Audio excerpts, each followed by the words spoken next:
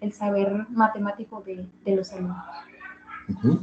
Ok, conviene señalar un detalle. El programa de formación de la licenciatura que se trabaja aquí en la institución plantea que los jóvenes profesores en formación durante el primero y el segundo semestre no vayan propiamente a practicar, a trabajar con los niños, sino que vayan a observar. Y nosotros hemos tratado de hacer esa modificación en la idea de que es necesario que desde un inicio, ellos, cuidando mucho el tipo de actividades que van a plantear, inicien en la evolución de su saber didáctico.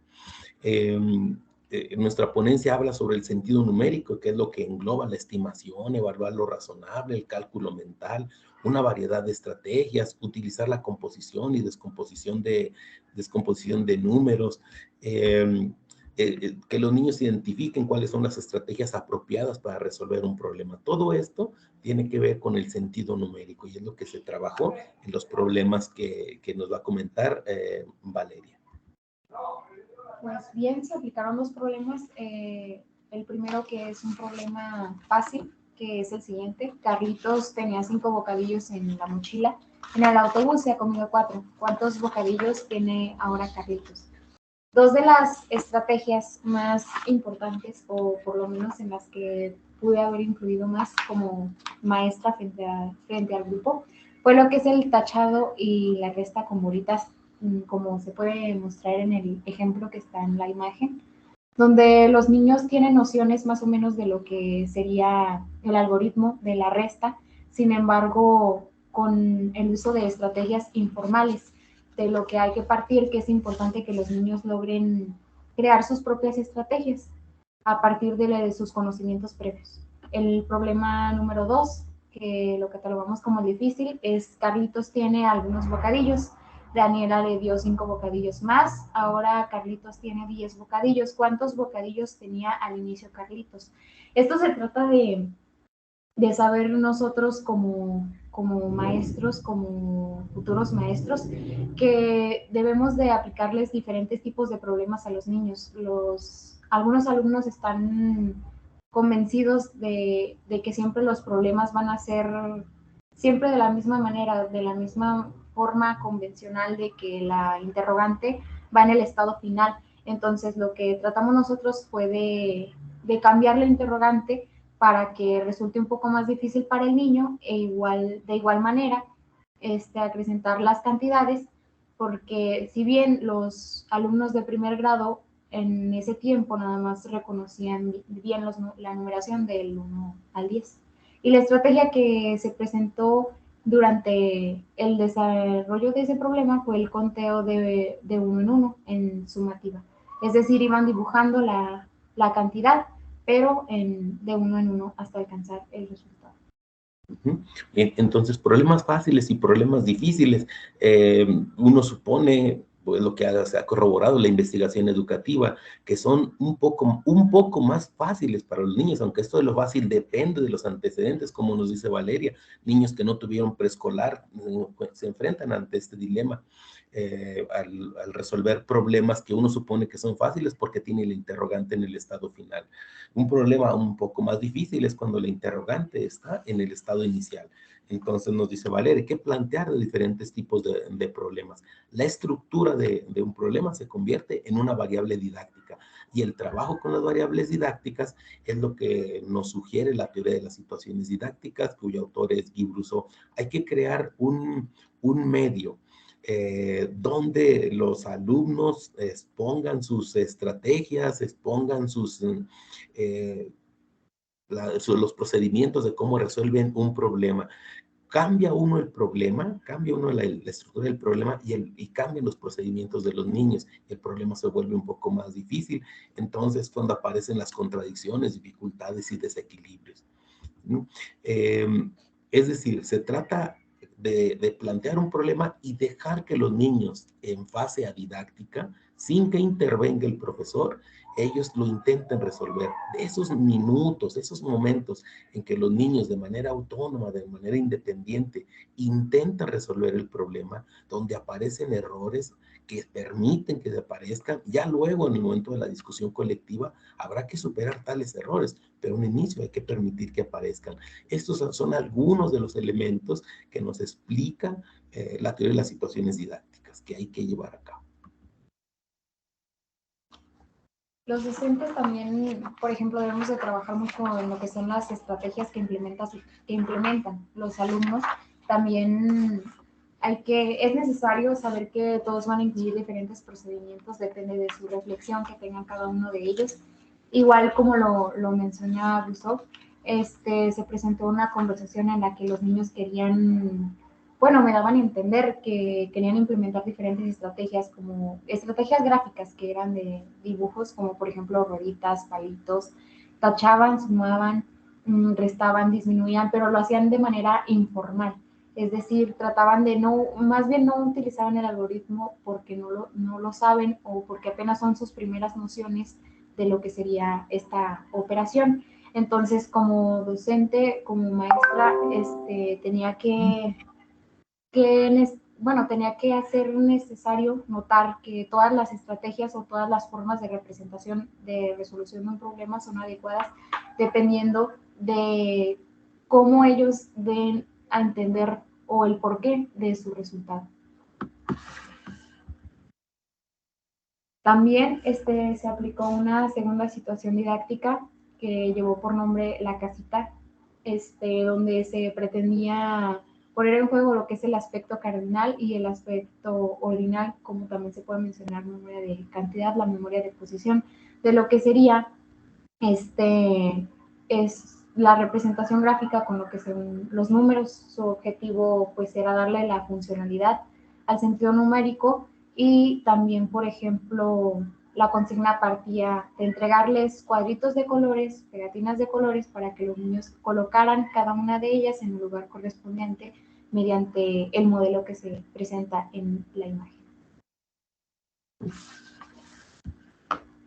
Bueno, conviene añadir que los niños tenían que escribir un mensaje para que la maestra les entregara la cantidad de cuadritos de colores que ellos habían visto en el modelo. Es decir, se les muestra el modelo, lo observan, luego se oculta el modelo y los niños construyen el mensaje, la cantidad de cuadritos amarillos, azules, rojos y verdes que necesitan para luego pegarlos en el lugar adecuado en la ficha donde está la casita sin colorear, para que ellos construyan el modelo.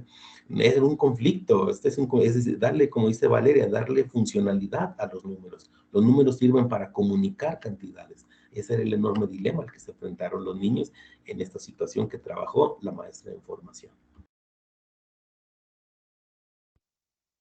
También, por ejemplo, es necesario recalcar las funciones del número, las cuales son el número como memoria de cantidad, el número como memoria de posición y el número para anticipar los resultados y para calcular. Es decir, para ello se previó un mensaje, el cual lo tenían que escribir en una hoja en blanco para ver las cantidades, lo que eran las posiciones, ver cuántas pegatinas de color requerían y ver qué espacios iban a llenar conforme ya se les había retirado el modelo.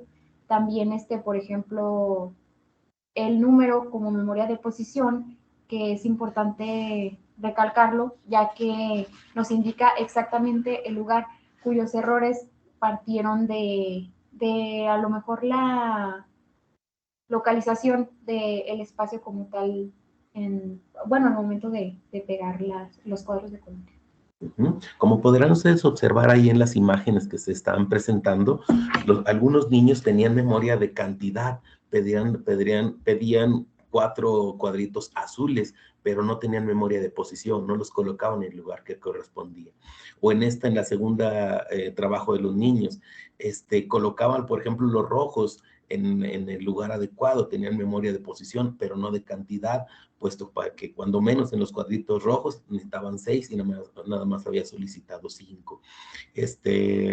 Sí, lo que se ve en la segunda imagen de los niños es que tienen más dificultad en la memoria de posición.